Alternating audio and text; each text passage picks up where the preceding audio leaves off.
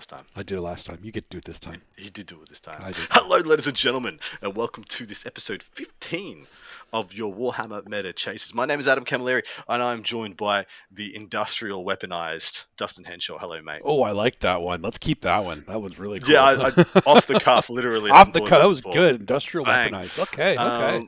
Once again, Paul is unable to join us, as you can see by the lovely Audrey Hepburn. Maybe we should use Audrey Hepburn. Oh, okay. Maybe Wait, we should why have does our she more own to do with 40K? Because the rains in Spain, I don't know.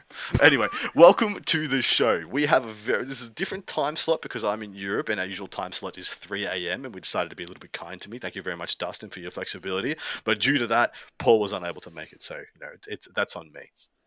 But we have one phenomenal event, the most international event I think there have ever been so far in our great game of 40K, the Warhammer GT singles from WTC. How excited are you for the WTC, mate? I am. This is what I play 40K for. Like, I'm not exaggerating when I say that. I play 40K for the WTC, so I am super excited for this right now. I'm sad that I don't get to be there, but I'm glad I get to cover it at least. I'm going to be following it like crazy because we only have time to do the singles event because there's so much to cover, and then we'll do the team event next week. Hopefully around this time next week. So if you have missed us, you can expect us about this time next week if you do manage to catch us live. So yeah, the singles today. Next week, we're going to do the full teams breakdown, and it is a bit of a spicy meatball. Not too many surprises with some of the factions and what people have thought to bring, but how they match up against each other is extremely interesting. And so we'll be doing some of the... Remember in, maybe about a year ago, we did the team versus team? Yep. We looked at this team versus this team. So we will be doing a few of those next week, I believe. Those and we'll be fun. like, "Ooh, what happens? What happens if they put this guy up? What happens if they pair this? What happens?" I like that. That's fun. I get to do stuff with this stuff. Yeah. Fun. It's good. It's going to be good stuff. Good, wholesome teams goodness. But the War Master singles is up first, and we're going to be disseminating it on multiple different levels. Then we have 5 lists to break down for some of the top players in attendance. So sit down, grab a bev or wet a brush, and let's jump straight in. Dustin, take it away. Well, you get a drink. Yeah, well, I'm doing some brand recognition here for those of you that are live on stream here. So, damn, shit. Why am I not doing that? Right? Come on. I could be Art of War down undered up in all ways, or Forge a Narrative. Oh, that's true. That's true. All right, so the War Master Singles GT, it is in Belgium, which is in Europe. For those of you that aren't aware of that, 297 players with 8 possible rounds. Let's see what the breakdown is, and this is so international, so you're going to see different metas from all over the world. So it's impossible to predict, aside from seeing a lot of GSC and Eldari. So it's interesting to unpack how different and yet the same a lot of it is, and we'll do that a bit more when we get to some of the lists. But the reason there's 8 possible rounds, by the way, guys, so there is 297 players. Should they get to round 6, and there is not a clear top 4 cut, there will be a shadow round, and that's why there is shadow round. Of course, generally you will need 7 rounds to get one winner out of that many players. Out of under 500 and whatever, you need 7 rounds. Yes. So should there be a not clear top 4 cut? Because what's going to happen is there's going to be 3 games on the the Tuesday and the Wednesday, and then the top 4 cut. And should there not be, like I said, there'll be a little baby shadow round in there to make sure they get the right numbers. But mate, take it away with that faction breakdown. All right, let's see. So Imperial Super faction, there are 2 Sisters of Battle, 29 Custodes, an AdMech hero. Legend. Good for you. 7 Astra Militarum, 4 Grey Knights, 26 Imperial Knights, Space Marines, there's 8 Adeptus Astartes, 3 Dark Angels, 1 Space Wolf, 2 Blood Angels, 14 Death Watch, 2 Black Templar. Chaos, there's 17 Chaos Space Marines, 25,000 Suns, 1 Death Guard, another hero. Another champion. 3 World Leaders, 10 Demons, 13 Chaos Knights. Xenos, there's 18 Necrons, 7 Orcs, 7 Tau, and 2 Votan. Hive Mind, there's 10 Tyranids and 27 Genestealer Cult. Eldari, there's 3 Drukhari with 44 Eldari, making the faction podium. Obviously, Eldari topping it off with 44. Custodes in the second with 29. GSC in a close third with 27. Imperial Knights right behind them with 26. And T-Suns again right behind them in fifth with 25. This is literally, we've talked about this before, in terms of the faction podium, this is the top 5. This is the cookie cutter top 5. Yes. And if Eldari were to somehow be reasonable or be made reasonable, this would be a very nice spread. Yeah. There's only 4 people, 4 players distinguishing between second and fifth. Yes. But then you have the cliff, the 15 player cliff between Eldari and Custodes. So there are some numbers here that are pretty interesting. Like you've already pointed out, a single AdMech and a single Death Guard player who should be having free beers the entire event. Every opponent, absolutely. Beers. If they drink. If they don't drink, softy drinks. But first one that popped out to me was Chaos Space Marines. Now, I know in a regular singles event, like in an open event and LGT and LVO, another 300 plus player event, I do honestly not believe you would have that many Chaos Space Marines. I believe that number is inflated because Chaos Space Marines have made a lot of people's 8 packs as one of the 8 best lists they can take, but not one of like the top 5 or top 6 best factions in the game. Right. Yeah, that makes sense to me. Yeah, and the other one, of course, is the Thousand Suns. Now, right below them, I'm not surprised that Thousand Suns made that there. In fact, them sitting in 5th on our faction podium is about where I think they are in the meta right now. They are the 4th or 5th best army in the game, I believe. Yeah. And that's pretty interchangeable depending on your meta. Is that something that holds with you as well? Yeah, I think this is what we discussed about like last episode too, in terms of like Space Marines and T-Suns being kind of interchangeable where they are, but I do think T-Suns I just had that little bit of edge because they have just a little bit better play into the meta, I think. Even though Space Marines, they should have better play because they have more options, like way more options. They should be able to kind of build to the meta a little bit more. But I think T-Suns right now are just in a better spot in terms of maybe it's the player base that just has figured out T-Suns a little bit better than Space Marines have been figured out, if that makes any sense. Because there's so many options, Space Marines, the players are just still trying to kind of get a hold of what the meta feels like right now, and then they'll adjust as needed because they do have everything they need. They just need to put in what's based on the meta right now. Some shout outs in chat. Nogal Matthew joining us. Thank you very much. The scarred one, Scary himself, who will be in attendance at this event. Overlord Scary. Well. Nice to see you. Yes, the Archon. Overlord right now. Yeah, Overlord now.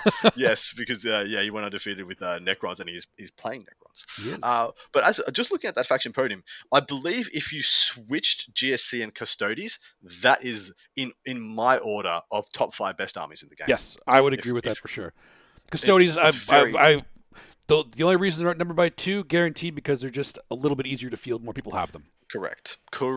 Getting together the 100 plus neophytes. Probably not. The Aberrants are probably easier to come by, and then all the acolytes, and all the characters as well that you need now. Multiples is now, really, because most people didn't have multiples. A lot of those characters because we weren't allowed to do that. Dude, exactly freaking right. I was about to make that point. Previously, you could not run more than 1 Primus, 1 Nexos, 1 Clamorous, and now you want doubles, triples, maybe of some of those. Yeah, only crazy GSC players would already have all those multiples. Yeah, I wouldn't know any of those. Yeah. 2 Sisters of Battle as well. It's another very much a maligned faction, but still having some representation. The 26 Knights makes all the sense in the world. Space Marine super faction there. Death Watch over and above every other one. In fact, they're almost as much as the rest put together. Yep. Is that any surprise to you? Not even a little bit. We've talked about the Death Watch before too. I think we agreed that they are the best sub faction right now by far. Yeah. Totally agree. Necrons also with very healthy numbers. And once again, I think if you were to have a 6th slot in our faction podium, as in the 6th best faction in the game right now, definitely I believe that would be Necrons. Necrons are... they're good. They're very good right now. Yeah, but they can really just kind of stat check you out of the game. Like they can. The Lich Guard themselves, and then you have... like the Lich Guard themselves will win primary for you 9 times out of 10. Exactly right. And then you just bring in some DDAs, Doomsday Arcs, and they can kill the big things. Like they have those 2 things alone. Like, all right, whatever the rest you take, it's fine. Just get your points. I would like to award an award to the Warmaster GT. I'm going to call it the Nice Award because 2 super factions both made 69 players in representation. So, congratulations, players! You get the Nice Award on the Warhammer Meta Chasers. The Nice Award.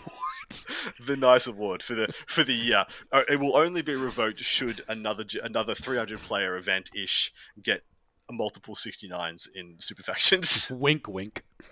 Wink, wink. Very, very, very funny. But apart from that, like it mostly is just kind of what we expect from the meta at the moment. So moving on from there, we have another very interesting breakdown for you. Usually we don't have more than one breakdown of numbers. This time we have a second, just to truly represent how special, unique, flavorful, and stupendous this event is. Hit that slide, mate. What are we seeing? We are seeing 29 nations of the world being represented at the WTC right now. That is incredible. Dude, and so this is the breakdown of who's from where and how many players of the 300 odd are in attendance from which nation in the freaking world. And how awesome is it to see? I would love it if we could have events like this freaking year round, where we just had these hubs that people from all over the world can gather at and play their best 40k. But give us the breakdown top to bottom, mate. They are in order, numbered order, I believe at least. So forgive me, I did this about half an hour ago. What are we saying? 77 from France, 39 from Belgium, 26 from the Netherlands, 20 from Germany, 14 from the USA, 13 from Canada, 12 from Spain, 12 Australians, 12 Austrians, 8 Romanians, 7 Norwegians. Man, I'm not going to do that anymore. That I have to know what. I'm going to screw that up eventually. Yeah. 6 from Switzerland, 6 from Iceland, 6 from South Africa, 5 from England, 5 from Italy, 3 from New Zealand, 4 from Czechia, 3 from Sweden, 3 from Scotland, 3 from Luxembourg, 3 from Portugal, 3 from Slovakia, 2 from Greece, 2 from Israel, 1 from Latvia, 1 from Finland, 1 from Ukraine, and 1 from Wales. Wow. That's... Wow. Also, I'd like to point out that the French are outnumbering the home team in representation by nearly double. nearly double. In fact, the French are more than like the bottom 2/3 of this list. Yeah. So France has a phenomenally good community. They are extremely prolific and support teams events like madmen. It's actually amazing to see. Like we owe them for the stream that we had at the WTC last year. It wouldn't have happened without the French community. So thank you again for that. And they are again out in strength. But as you can see, the top 4 factions are all just the geographically aligned to Belgium, like close. Oh yeah, factions. For sure. Germany, Netherlands is straight up from Belgium. It's in Belgium. France is straight down. etc., etc. Not too surprising for a couple of those, but it is hilarious and incredible, and just a testament to the community to see that we can get 29 countries coming to one event. Yeah, that's incredible. That's so exciting too. And some here that I know a lot of people wouldn't have expected to see, like 6 from South Africa. That's awesome. Yeah, dude. So Israel, South Africa, and New Zealand are all sending teams for the very first time to the WTC. Yeah, we need to call that in for sure. It'll be I'm very keen to see how those teams perform, because you never know. They could just be playing incredibly high quality 40k on the other side of the world. None of us would know. Yep. And then they rock up, slaughter everybody. Yeah, they just come in and just kick the crap out of everybody there. You never know. Exactly right. Their meta is not even like, nobody's chasing it because nobody knows about it. Nobody knows. Yeah, nobody knows. They can come up. They'll be bringing 18 zone thropes, and everybody just loses. Yeah. Well, we on the show, we like to shout out obscure GTs in places in the world, and once or twice a year we'll shout out an event, a 30-player, 40-player GT in South Africa. They could all be sharks. We don't know. We got no idea. Yep. They could also all be Timmies, but they could. But yeah, we like to think the best, because exactly right. The thing is too, even if their meta is like soft compared to ours, the kind of things and ideas they might come up with their list, people won't be ready for. Exactly. Exactly right. It's completely foreign to us. At this point, I would like to lay down for you in the building up in the hype that we have of the WTC. There are a couple of memes going around. Many players memeing each other, and a lot of shit talk happens before the WTC. Usually, it's all quashed over drinks at some point, and most of it's in a lot of good fun. But the 2 main themes of this one is US meta soft. Is it? Is it going to be proven that the US comes once again over to Heartland Europe and doesn't get the job done? I mean, I'm not saying that they did a bad job last year, because they did a phenomenally good job last year. But that's the meme. Hashtag US Metasoft. And the other hashtag is just not England. Do you know anything about this? Do I know anything about it in terms of England winning too much? Correct. But also... all the colonies of the world, all the former British colonies of the world, uniting in this one standing, you know, just not England. They are not allowed to win, and that goes for the War Masters as well. We will see if these memes reign true. And of course, like I said, it's all in good fun. This is not. There's no way it's got a hill to die on here. This is all just being like, we're going to beat up some drama and passion out of this by any means necessary. Yeah, there's only 5 from England attending the War Masters. Come on, there's no way, right? Well, so this is the interesting thing about the War Masters. Yeah, there's a bit of a dichotomy that happens when you have a really strong team. Do you play in the War Masters? First and foremost, the War Masters is possibly the best way to blood a new player that you hope to be able to take in your team for the next years, because everybody in attendance here, all 77 people from France, everybody making the trip, there's a good freaking chance everyone playing in the War Masters is the best player in the town, region, district that they come from. Mm-hmm. They are a top competitive player. The assumption has to be made that they are a top competitive player. So you will never get to feel the level of the WTC whilst not actually playing for your country anywhere else in the world. So going to the War Master Singles is literally like giving yourself a taste of the benchmark you have to aspire to be. And so this is it's wild to think. So some countries traditionally do not play in the singles because they feel like either it exhausts you for the teams, or you get scouted by the enemy, by opposition teams. They see what your list does, how you play, what kind of player you are, and then trying to extrapolate an advantage from it. And this happens all the time. So the United States traditionally does not play in the singles. Yep. That is a tradition of theirs. They do not play in the singles. They use it as a team building. They go and they scout. England traditionally is very much the same, and many other nations here are very much the same. And so it's always been, do we play in singles? And if we play in singles, do I bring an entirely new army, an entirely new faction? And if I do, does that hurt my chances of the teams? Because I've got different. I'm playing with different models. I've got different knowledge in my head. What's your perspective on this, mate? What would you do? See, this is it's interesting to do that because there's a couple of different ways to do it. If you want to play in it, maybe don't take your team list, take a different one. You might not have the best chance of winning if you do that, or you might have a better chance if your team list is kind of skewed a little bit. I do understand why a lot of people don't kind of bring that stuff, because I myself am somebody who likes to build a lot of secret sauce. So I like to have that kind of secret, and I know people are scouting. I know that I've known for a while. Yeah. So you don't want that kind of secret sauce being kind of let out or scouted, but at the same time, aren't you good enough to play through it? Yeah. Come on. Yeah. I mean, so personally, I played in the War Masters twice, and I think the second time I played, I only played day one, and then I dropped. So I wanted 3 games to feel the terrain and feel the level. And then I dropped to day 2 because I didn't want to tire myself out, and I wanted time to recoup. So that's also what a lot of people do as well. Yep. They get the feel for the terrain, get the feel of how the missions work on the terrain, the feel of the atmosphere, the feel of the pressure, and then like take the foot off, take a day, 24 hours rest before the big dance kicks off. Big shout out to Neil Kerr, by the way, everybody. Neil Kerr, head judge, hanging out. Also former head judge, now part of the triumvirate, I guess, Lord Protector. Yep. I don't know. Of the WTC Council, whose town I'm currently staying in. I'm in Gothenburg, Sweden right now, and me and Neil hung out all day yesterday. We'll be hanging out all day tomorrow. So lucky boy, Adam. The WTC War Masters is on BCP. It is. Just look up War Masters GT.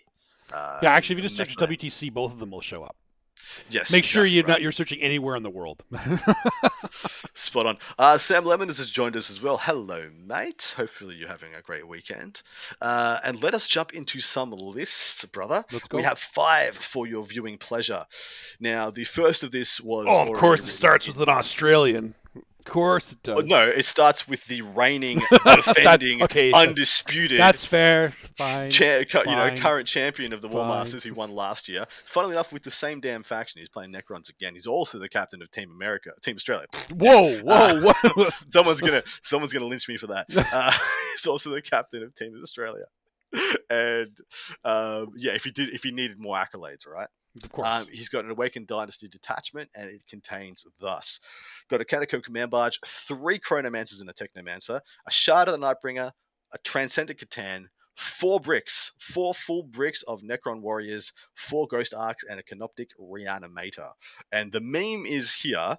This is about as similar as you can get to the list that he won with last year, while still being good for the current environment. It's the only real difference is that instead of 10-man Warriors blocks, it's 20. Correct. It's 20s. So they ain't go. The Warriors ain't going in the Ghost Arcs anymore. They're walking around probably behind them with the Ghost Arc body blocking, or in front of them, or next to them, or whatever. Yep. But this is a very interesting list. So what Liam has done here, like he did last year, he's kind of change the archetype of his list while still playing a lot of the same stuff. Mm-hmm. So he still gets relevant reps with key tech pieces, and most important here would be both the Catan shards and the Catacomb Command Barge are still very relevant pieces. And of course, he's got a single in his team's list. I believe he has a single brick of 20 Necron Warriors. So still getting used with the units and the models that he's been using, that's been repping probably dozens and if not 100 times, whilst playing something fundamentally different that will not be scouted or not give away the goodness when it comes to the teams. Mm-hmm. Yeah, for sure. That makes a lot of sense too. The thing is too, like with Liam, he's already won once. Scouting him now, and last year it was different too. It was the same kind of thing. It wasn't the exact same list. There was slight differences.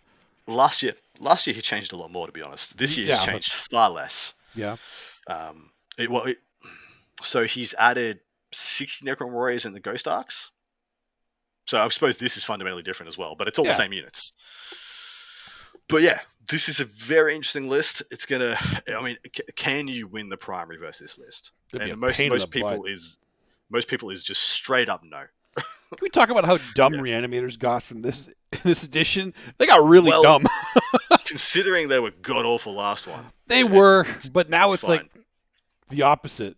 Don't even need to see them. Does it for everything in 6 inches, not just one. Like, my God. It is very, very, very good. Anyway, I truly, deeply expect to see Liam on the podium. Oh yeah, at this event for sure. But we will see what happens. What is next, mate? Next up, Liam from Team Belgium. Another Liam. I did have the double Liams on. I did try and cover as many nations as I could, and I didn't try. I tried to get 5 distinct factions as well. There was a lot of double up.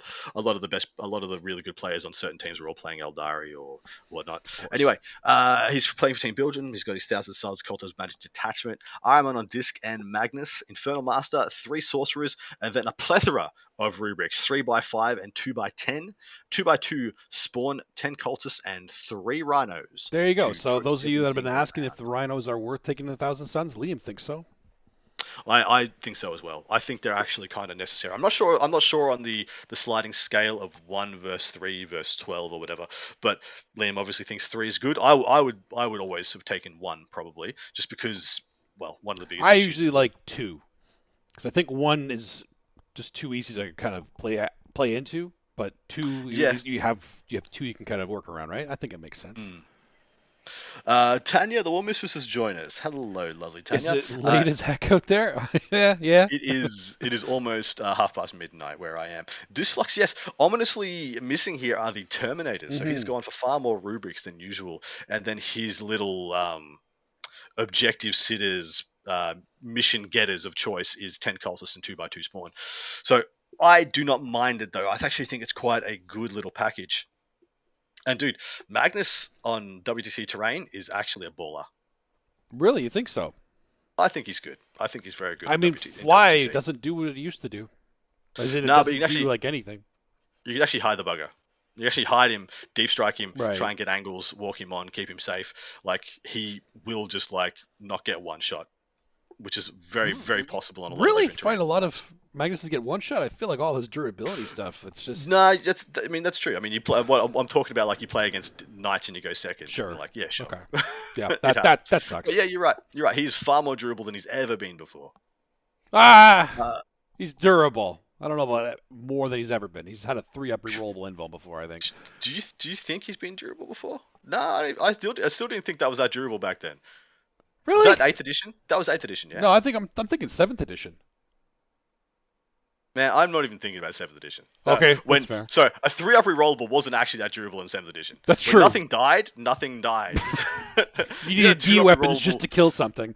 2-up rerollable cover save can only be hit on 6s. 4-up feel no pain. Can't be instant death. That was durable back then. Okay. Anyway, but yes, Liam VSL is very highly regarded in the international community at the moment. His stock is only rising. He is a big old young beanpole of a lad, and could very well end up being someone who's leading a bit of a dynasty in Belgium one day. But let us hit over to the next, my man. You can take this one if you like. Can I? Yeah. Olivier Weiss, semi-finalist for War Masters 2022 and captain of Team France, bringing Black Templars. And you wanted me to talk about the Black Templars. Wow. Okay. I'm a generous part of the show. You're a generous overlord. I just needed a drink. That's fair. So he's taking Grimaldus, 2 Chaplains of the Jump Pack, 20 Primaris Crusaders, 2x10 Assault Marines, 2x3 Inceptors, a Land Speeder, 2x5 Sniper Scouts, and 3 Whirlwinds. That's interesting. Correct. That's interesting. I like the list a lot. I think he's found a lot of secret sauce. I think he's found a lot of juicy tech. Secret sauce? Where's the secret sauce in here? I mean, Primaris Crusaders, if you're taking Black Templar, you should be taking Grimaldus and Crusaders, right? The Assault Marines is the secret, is the spice. I have not seen anybody taking bricks Just of regular 20 Assault Marines. Not this edition yet. The Chaplains actually add a lot to that. One of them has, I know, Sigismund's Seal, which let me just pull that one up for you guys, because that is one you will not have seen just about anywhere else, because I don't think anybody else rakes it. But he's locked onto something here. So firstly, you improve the AP of the bearers with melee weapons by 1. It's fine. And whilst the bearer's leading unit, if the accept no challenge vow is active, each time this unit makes a melee attack, a successful 5 is a critical hit. The hit roll. So a lot more explodings, a lot more goodness, a lot more double down, triple down, dunking can occur from those units. And of course, they're fully tooled up, bunch of pistols, a bunch of eviscerators, etc., etc. I think a Thunderhammer as well on the Sarge. Yeah, why not? If I remember right. Yeah, so that's his secret sauce. These 2x10 Assault Marines with Chaplains in tow, really adding a lot to those bricks, making them a lot more relevant. I like that. The thing too, what I like about the Assault Marines in general is because they have the infantry keyword, then the fly actually does make a huge difference, because you're going over terrain and models. That's actually a big deal. Exactly right. And let me double check what the Chaplain with Jump Pack does. So each time this unit makes a model unit makes a melee attack, add 1 to the wound roll. Oh wow, that's what he does. That's pretty good. +1 to wound. It's very good. That's pretty good. just those chainswords with like Oath of Moment can really pop off. I think freaking Oath of Moment. My God, that's right. I would be very happy to experiment with this list when I get home. I might tool this up. Except I'm not going to go buy Assault Marines now because GW. I have 2 unopened boxes of Assault Marines that I have not opened from the days of Gladius. Attach them to a carrier pigeon, get them over here, mate. Get them down under. Let's go. Triple Whirlwind. Do you think that's the way to go with this? I know this is Olivier's teams list, exactly point for point his teams list. Triple Whirlwind, is that where you think they want to be right now, or is this tool fit for purpose? I feel like it's fit for purpose, because 3 Whirlwinds seems like you're maxing out on Whirlwinds. You feel like they're undercosted right now for what they do, right? And I don't know if you need that many. It's fair. But then again, on this terrain, maybe you do. Yeah. Well, if you plan to play on extremely dense tables in the teams, then definitely the Whirlwinds add a lot. I mean, 20 Primaris Crusaders launching at you, advancing, putting half of them into cover, and then popping Armor of Contempt when you got a 5-up Feel No Pain from Grimaldus as well, gets really difficult to handle for a lot of lists. And then if the whole premise of the list is they're just going to sit body blocking for Whirlwinds for 3 turns and then launch into action with their Assault Marines and whatnot, this list can get a lot of work done. Yeah. It's just interesting that he's just skewed Desolators for it. But I suppose he's taken the Righteous Crusaders detachment, so he doesn't get Bolt of Discipline, doesn't get a bunch of the goodness you would get from taking the Gladius. But anyway, that is so KR, Quintero has pointed out, this list actually just looks fun to play. Yeah, it does. I agree. The 3 Whirlwinds might make it a no bueno for some players, as in like that's an unfunner maker, but it legitimately looks engaging, interesting, dynamic. I like it a lot. All right, what's up next? Up next, Arn. Arn. Yeah, pronounce that surname for me. Do you want me to do it with an accent? Do whatever you want. Follow your heart. Gent. Good enough. I've got no idea. Playing From for Team Team Germany. he has Chaos Knights, and this gentleman who was the runner-up at Adepticon this year also. It's a very simple list because it's all Little Knights. We're back to Little Knights only after the points increases to Chaos Knights. I am a budding Chaos Knight player myself, and unfortunately that looks like the direction things are going. 4 Stalkers, 6 Brigands, because Brigands are literally the best unit in that book by a mile, and then 4 Huntsmen in addition. How do you make of this, and if this is good, why?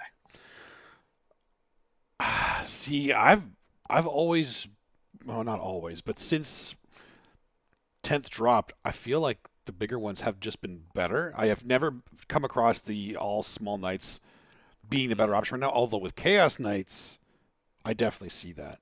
Like you said, the brigands are just like you max those. If you're bringing big knights, you bring 6 brigands every time. Like they're just, absolutely, they're so good.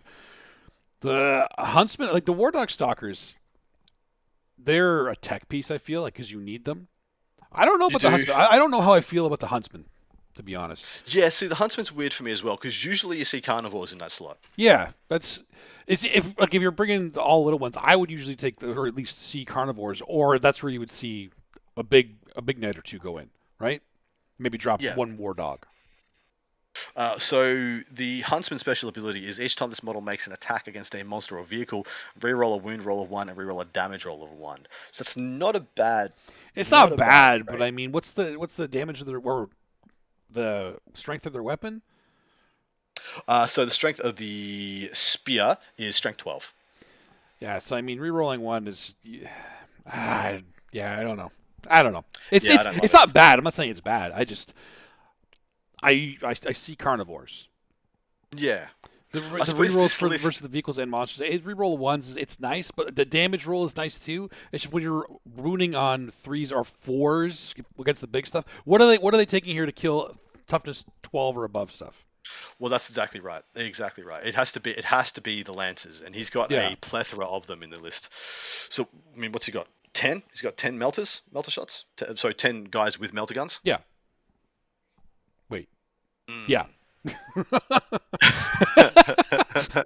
Math is hard. Yeah. 10 with melters, and then 10 also because the brigands have both with the Gatlings. So it's kind of tooled pretty well for that. The only thing I don't like about the Huntsmans is they are 6 less Havoc launchers because the Huntsmans can't take them. Oh, right. I didn't even know that.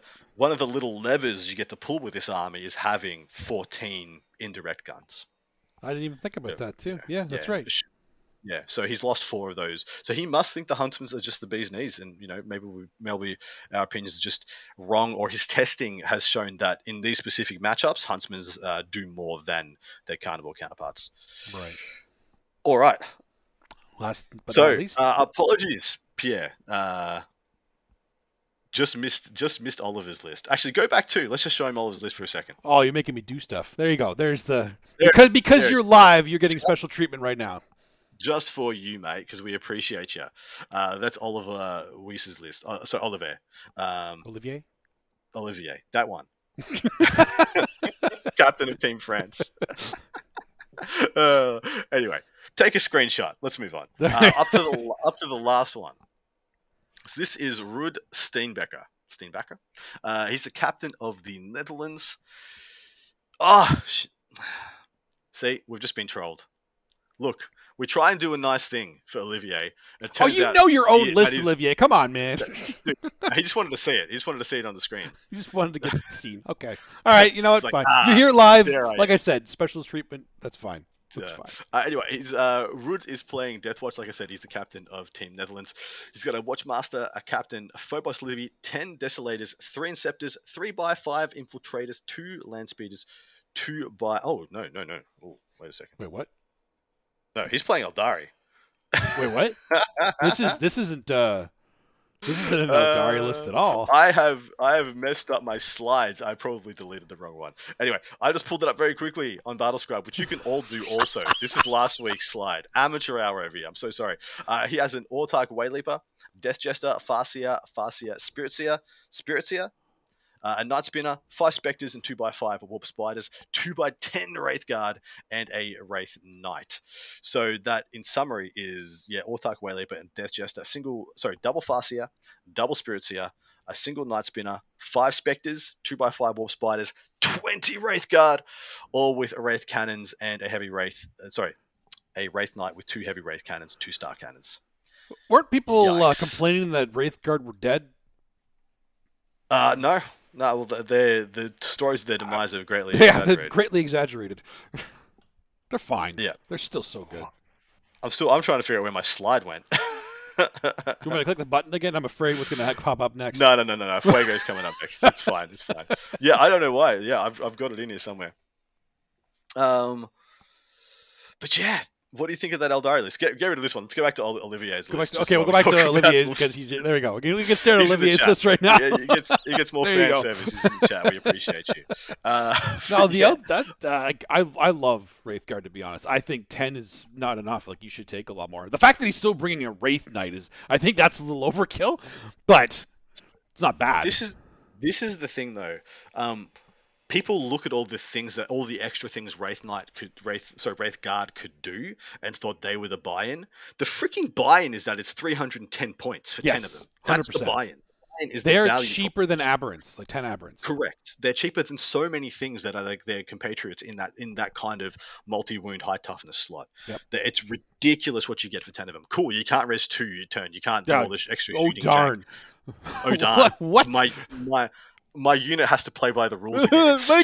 My big D guns aren't pistols anymore. Like, shut up. It's exactly right. It's still ridiculously undercosted. It's still absurdly cheap for them. So in saying that, like, this list is savage. Absolutely savage. It is savage. I like it. You got three super fast objective getters that are also anti-GSC in the Warp Spiders and Shadow Spectres. Yep. Still got a good indirect piece in the Night Spinner, all the support characters that you could ever want, and then 3 of the fatty bully units of choice. This list kind of feels like a Custodes list that does damage. Yeah, actually, that's a good comparison. To be fair, if you really think about it, Eldar can make a better Custodes list right now. Way better. That's not okay. That's not okay.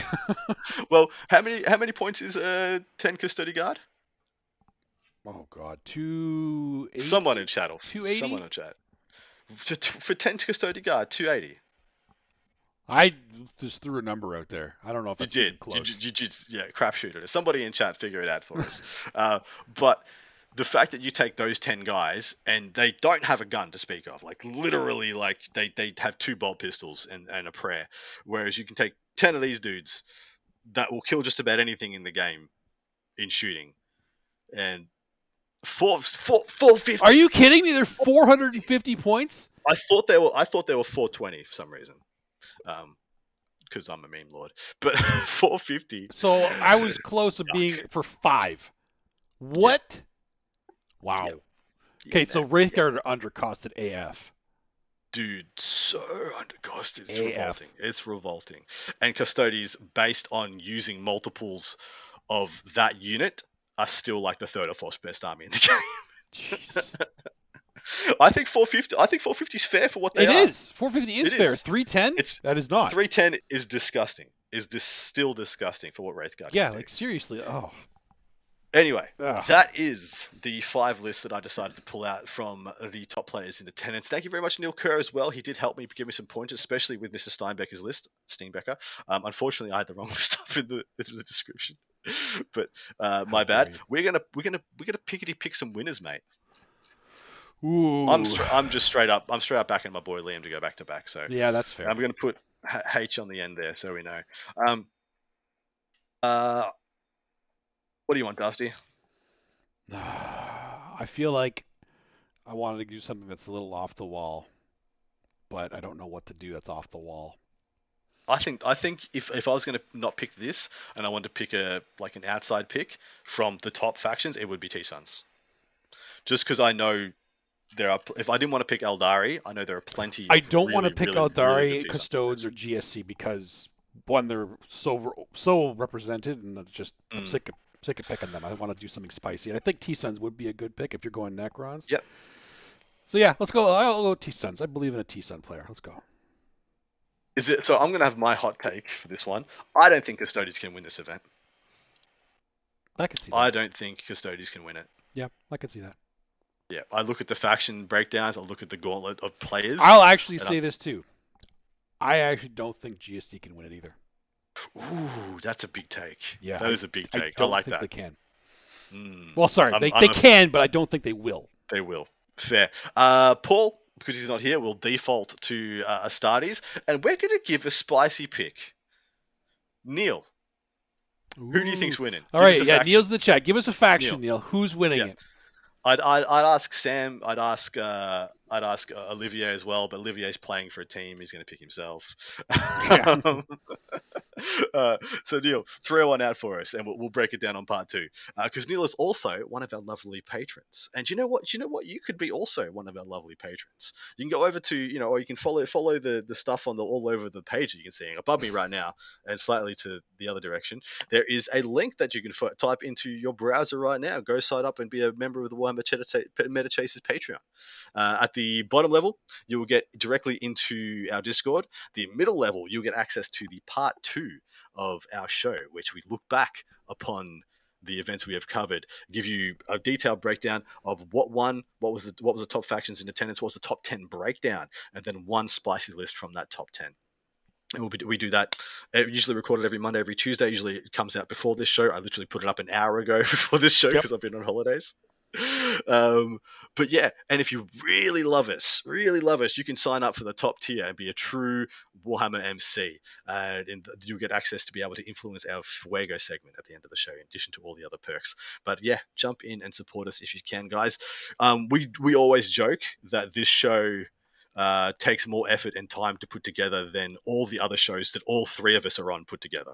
Yeah. So it's no easy task every week. So thank you very much to all of us. To everyone who has supported us thus far. I'm tripping over my words a little bit here, mate. Yeah, it's like 1 in the morning where you are. You're forgiven. It's fine. It's more entertaining. Thank you very much. Anyway, let's hit that Fuego, brother. Yeah, speaking of Fuego, we have a Fuego now. Huh. Uh-oh. No, we don't. Where'd it go? Disappeared. Disappeared. Is this your gaff for the show? This is my gaff for the show. It's okay. It's okay. It was up. So things are just disappearing, but I'll just read them off to you instead then. So everybody else won't be able to see it. We're just going to have to read them. The one time that being live won't be a benefit. All right. Where did we go here? Right. The theme of this one is, because we're doing this big head-to-head of the nations, we have a head-to-head of movie franchises. Mm-hmm. So, and you said this is based more on popularity than like... Yes, it is. And I can tell you what next week's Fuego is going to be. It's going to be a head-to-head of national cuisines. Ooh, that's good. I like that. Mm-hmm. That's a good one. All right. It's going to be a national dish versus national dish teams in representation of the WTC. And if you want to have a say in which countries, because we're only going to do 10 nations versus who, you got to get over into that Patreon, guys. That's right. We appreciate everybody. We appreciate y'all being here too. So, and I know a lot of you look forward to the Fuego. So let's do it. Number 1, Fast and the Furious versus Transformers. I'm assuming like as a series as a whole. Right? Yeah, the franchise. It's franchise versus franchise. And I did these 2 because they're both dumb. Have gone on far past their prime. Yeah, well they are. Okay, but I have Optimus Prime. Oh no. I have seen reviews of the newest Transformers, and apparently it's the best one. However, I have also heard the same thing about Fast and Furious, 10? And I disagree. I strongly disagree. After the second Transformers movie, I tuned out of that franchise completely. I haven't touched any of it, and I don't think I've watched the Fast and Furious past Tokyo Drift. So I've watched about the same amount of both. I mean, I saw like flashes of. Sorry, I've seen little excerpts from Fast and Furious where there's like cars outrunning like submarines and shit. Oh yeah, and And, yeah. yeah, But they're both no, equally ridiculous at just different ways of being equally ridiculous. Right? Transformers, you walk into it, okay, this is already yes. not something I can believe, So- but I got to be into it because it's Transformers. Kind of cool. So I'm torn. I want to pick Transformers because Transformers is Transformers. Yeah. But those movies hurt me in a way because it was Transformers. And I wanted so much more than the Michael Bay "Crah! Brah!" That he gave us, where everything just exploded and made big noises, and freaking Shia LaBeouf stuttering his way through like 17 hours of movie. So I'm gonna pick Fast and the Furious. Oof. I can't. Fast and the Furious, the first one, I actually loved the first one. I thought the first one was amazing. I love the first. Well, the first one was just freaking Point Break, Yeah, right? it was great. First one was great. With cars. Yeah, that was great. After that, I stopped loving it. Sorry, and the reason I'm picking Fast and Furious is because Sam's just pointed out it has given us so many quality memes. Transformers has given us no memes. Has not added to the culture of society at all. Well, it's almost taken away from the culture of the Transformers, in some cases, right? But at the same time, Fast and Furious, I could sit and watch the first one and enjoy it. A couple of the ones, like one or two of the ones with like Jason Statham in it, I could watch it. But I think I get more physically angry if I watch the Fast and Furious ones I didn't like than when I watch the Transformers ones I didn't like. Physically angry. Like physically angry. I love it. Well, we're one either way. Yeah. What is Angela Lansbury?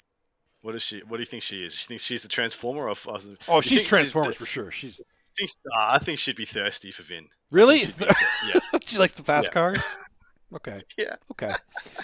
All right. I think a gravelly voice does it for her. All right. Fuego on that one. The next one: Pirates of the Caribbean or Mission Impossible. Okay, this one's so many sharks were jumped in both of these, but both had very good first movies. Yes, that is. Crap. What did you think of the second and third? So the original trilogy of Pirates of the Caribbean. What did you think? I didn't mind the second one. There's like 5 now. I didn't mind the second one. The third one lost me. I thought the second one was a freaking mess and a half, and the third one redeemed it. So I thought it was similar to the Star Wars prequels, where but the first one was shit as well. So, yeah, where the second one was a mess, and the third one slightly redeemed it. See, I didn't mind the second one. The third one, I don't know. The third one was it was hard to get into. How many Mission Impossibles have you watched? All of them. Ooh, okay. You'll need to tell me about the. I think I've seen the first 3. Yeah. So, second one is by far the worst in the series, I think. Okay, it was pretty bad. Yeah, that was by far the worst. I can't think because I think from what I remember, I'm pretty sure Mission Impossible 3 is the one with crap, I can't remember the guy's name. The guy that passed away during the Hunger Games. Yeah, somebody K.R. Quinn. These two aren't similar at all. It was hard to pair them up. Yeah, it's hard to. It's just based on popularity, though. I pretty much just picked these two because they both had banger first. Like this is the banger first franchises versus each other. Because the first Pirates of the Caribbean was amazing. It was such a good time. So good. First Mission Impossible, incredible. Dude, so many tense, great scenes in the first Mission Impossible. Yeah, and a great twist. So for me, it's like actually, as a franchise as a whole, Mission Impossible, I will watch those anytime. Even the second one is the worst of it. I'd still watch it. Yeah. But so you go on Mission Impossible? I'm on Mission Impossible for sure. I'm going to go Pirates of the Caribbean. Just because I like the pirate mythos. I like that they did Blackbeard, even though they did it really poorly. I like that they had Davy Jones and all that. All those, yeah. I think the first Pirates of the Caribbean was incredible, but the rest of them, I don't know. Maybe the first one was so good to me that the rest of them just can't. Maybe they went a different direction, you know. Mission Impossible. A couple of the latest ones I thought were amazing. I really liked them. It almost gotten better. Not better than the first one, but almost gotten better as they gone on. Like Fair. that. All right. Well, moving on. What's the next one? Toy Story versus Shrek. This is a little closer.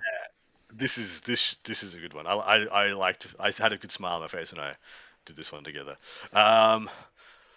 So I really enjoy Shrek because it was one of the. So Shrek was groundbreaking because it was one of the first times you could take your kids to the movies and enjoy it just as much as them. Mm-hmm. Because Shrek had so much for adults as well. But then like Toy Story, like the first one had one of the best casts for an animated show I think of all time. The animation was experimental and mind blowing for the age when it came out, and the story was kind of just awesome. Yeah, I mean those are two really good ones too. Those are ones that I think for me it's Shrek because I feel like it had a little bit more nostalgia for me in terms of things that they reference with like the fairy tales and whatnot. So I think that's why I would go for Shrek because as a franchise as a whole, it kind of connected with me more because of that. Toy Story connected with me. Like I really liked it. I don't think. See, I'm giving Toy Story extra points because it made me cry. See, I know, and that's the thing I have to consider because no movie that's like no animated movie has ever had elicited such an emotional response than Toy Story, and they should get credit for that. But they got to stop doing that now. I don't want to cry. I don't want to do that anymore. I agree. I'm going to go with Shrek as well. Okay, I think we're done with that one. The next one. Whoa. Okay, this one's actually a little harder for me. Hoodio. We all know he's picking Shrek because he's a massive Smash Mouth fan. Yep, that's somebody. His whole personality. It all makes sense now. All right, next one. James Bond versus Star Wars. See, this is an interesting one. And this is actually really a comparison in the sense that they both have like sections of a series. Like Star Wars, like 3 different like trilogies, but James exactly Bond has like different James Bonds, right? That's why I like them this off. one. This one's good. This one was a good pairing. And they both had like legendary runs. Yep. Dumpster fires, legendary, and then other parts of Star Wars franchise have been legendary. Not so much they've got the full spectrum in the film franchise. There's the full spectrum in both of incredibly good to absolutely awful for both Bond and Star Wars, which is why I put these two together. Yep, no, that makes sense. So the best Bond is it GoldenEye? Is there a better Bond than GoldenEye? I really like Casino Royale. I don't like some of the other Daniel Craig ones, even though I love Daniel Craig, because it was a bit messy. But Casino Royale was fantastic. GoldenEye is fantastic. Which was there was a really good Sean Connery one as well. I can't remember if it was Man with the Golden Gun or if it was Goldfinger or Man with the Golden Gun was Goldfinger. I think was the one that you're thinking of, probably. Okay, yeah, probably. But like you have to remember how campy some of the older ones too with Roger Moore, like Moonraker. Dude, had one of the cheesiest, but for the time it was an amazing space battle. Battle. Oh my god, it was so good. I loved it. They had underwater battles. Oh my god, that was so good. You could tell like they thought they were doing something revolutionary and fantastic, and we just like Diamonds Are Forever, Kara. Yes, that was a really good one too. Yeah.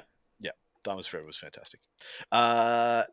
So on the Star Wars front, naturally we have the original trilogy, which were, A New Hope, I think, is the best first part of a trilogy of any 3-parter that we have. And then friggin' Empire Strikes Back is the best, is possibly the best direct sequel. Yep. And I think that is the best film. And do we include Rogue One in this? It's part of the Star Wars franchise. It's a movie and it is part of the franchise. So yes, we do. Oh, of course. But then we gotta put in freaking Solo and so that kind of brings it down a bit. It does. I haven't seen Solo. It's kind of a wash at that point, right? I haven't seen Solo. It was okay. Yeah. Rogue One and Empire Strikes Back. and then New Hope, and then a bunch of the rest. But how does that against Bond? So as a total franchise, I think. Oh, I can't believe I'm about to say it. Actually, You're gonna say Bond, aren't you? I am. Yeah, I'm gonna say it too.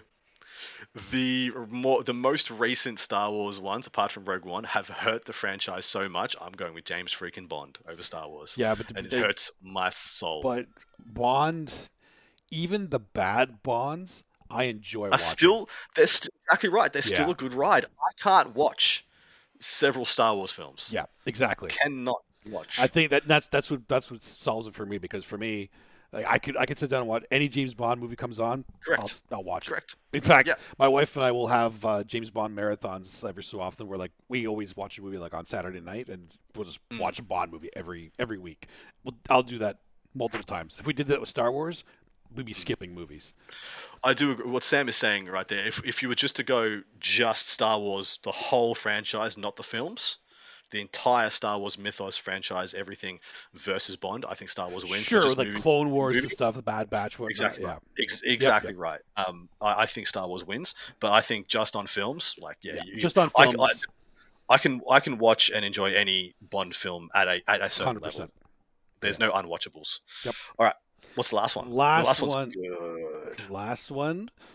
Harry Potter versus Avengers. Just because they were literally the two most successful franchises I could think of. And I'm sorry, but for me, this one's easy. Harry Potter? No, it's not. No, it's not.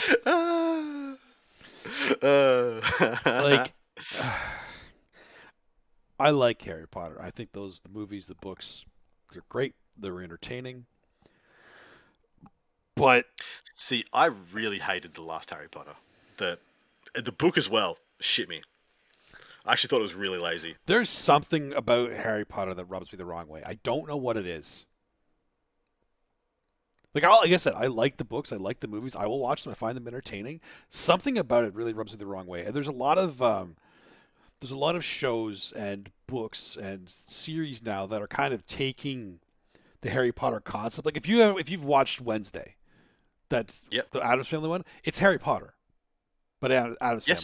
Yes, yeah, it's true. Yep. That when I made that connection, I got so angry. Special teen goes to special school. Yeah, special teen goes to special school. It created this. It's a very specific, not even a genre. It's like step-by-step story almost. What did you think of the last Avengers film? Which one was the last Avengers film? You mean Infinity War? The one with the time travel. Yeah, that was Infinity War, wasn't it? Yeah. Which one was before that? Oh no, sorry, that was Infinity War. Endgame. Yeah, exactly Endgame. That was the last. Yeah. See, I didn't love Endgame. I thought it was a mess. Time travel was not necessary and made it quite dumb. I mean, it's still a good ride. Still a good time. See, Infinity War is the best superhero movie I've ever seen. It's okay. The fact that the scope, the amount of characters they managed to get into that film and do them all justice. Yeah. Exactly right. Amazing. I think it's the most complete. It is, in my mind, the superhero equivalent of Empire Strikes Back. Bad guys win, good guys lose horrifically. Yeah. And it's you still enjoy everything about the film. Yep, I can see that. Film. And you can see it coming. Like, there is no next film if Thanos loses here. So Thanos is winning. Yeah. And how bad is it going to be? Let's just see. Yeah. I liked Adam. I liked Adam. I do like Adam, but I liked Endgame. I just thought time travel was just a stupid way of going. See, time travel is so hard to get right. I think I've gotten really lenient on when franchises or movies in general tend to do time travel in order to either fix parts of a story or tell a story. I've gotten a lot more lenient on it. Back to the Future is the only movie that's ever, in my opinion, like really done it right. Correct. And even the third Back to the Future was a bit of a shark jump. Yeah, it was. Because, like, Yeah. Terminator, for example, Oh, like, incredible. straight off a cliff. Straight off a cliff. But in terms of time travel, it was like, what? Like, it didn't make any sense at all. So, Tristan, you would think they would like Endgame, considering the time travel was all meta chasing. it's true. You know what? That's true. That That's a good Infinity point. Stone meta. That's a true. great take. But yeah, so I mean, my whole thing was, so they essentially, by making the plot point that Thanos destroyed the stones, forced them into doing some dumb crap. Yeah, like time exactly. travel. Just don't have Thanos. Honestly, I stones. think that's the main point there, because if they just were better at writing for the future, you know? Correct. Thanos is just a achieved godhood sitting in like a celestial freaking palace with infinite armies, minions, powerful big baddies to fight through. And cool, you just have a great, well-rounded rally of the remaining Avengers, and you go and figure it out. And I love that story arc. I love the story arc of the good guys losing and then having to kind of come back from being the underdogs and like racing those rebellions and stuff. Like I love those stories. Those story arcs I always enjoy. So yeah, I mean, maybe it's a little bit too simplistic for where they got themselves into at the end of Infinity War, but forcing their like yeah, no destroyed stones, means no fat Thor. Yep, it's true. That's also true. That is true. But that is the end of Fuego. That's the episode. Did we decide though? I think we decided on Avengers, I think we right? both kind of talked. We said Avengers. We just didn't say. We talked about Avengers a lot more than Harry Potter, so I think that's an indictment. That kind of yeah. I mean, it was, for me, it was easy. But. Hootie Q, that's perfect. That's the perfect one. The Infinity Stone should have done a Dragon Ball and just shot all over the universe again. Ooh. Like you have to sacrifice another soul to get the Soul Stone again. You have to go. Okay. That's cool. That's cool. That's cool. Yeah. I like that. I'm also a Dragon Ball fan, so I really like that. and Thanos knows where all of them are, and he's put up a bunch of barriers and big bads to fight to get through each one. I like that. I heard Dustin say Twilight over Harry Potter. Oh, shut up, Tristan. Get out of here. I've never even watched Twilight. I have refused to watch it. I watched the first one because the girl I was with wanted to watch That's a good reason. That's a good reason. Yep. Anyway, that's the end of our show. Thank you very much, Angela, for joining us again. We do need to replace Angela at some point. That was the Thursday show's replacement. We need a more relevant Meta Chasers slot in than Angela Lansbury. Let her retire. Let her rest. She's done enough for the show. If you have anyone we should replace her with, please let us know in the comments below. And on that note, we will tune out, mate. I'm going to go to bed. Yes, get some sleep because you got a lot of work coming up. So yes, all the rest as it stands right now, you can expect us at this time on Wednesday evening to be doing the full WTC teams breakdown. So please tune in then. And thank you for all your support so far. Dustin, thank you very much for coming on. Jump on that Patreon, jump in that Discord. Tell us what you think. Tell us what we should know. And yeah, everybody take care and chase some metas. Enjoy the meta. We'll see you next Wednesday.